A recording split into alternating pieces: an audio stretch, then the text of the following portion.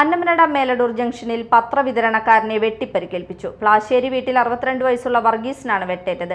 ഇന്ന് പുലർച്ചെ 3 മണിയോടെയായിരുന്നു സംഭവം. ആക്രമണത്തിൽ വർഗീസിന്റെ ഇടതു കൈയിലെ തള്ളവിരൽ പൂർണ്ണമായും അറ്റുപോയി.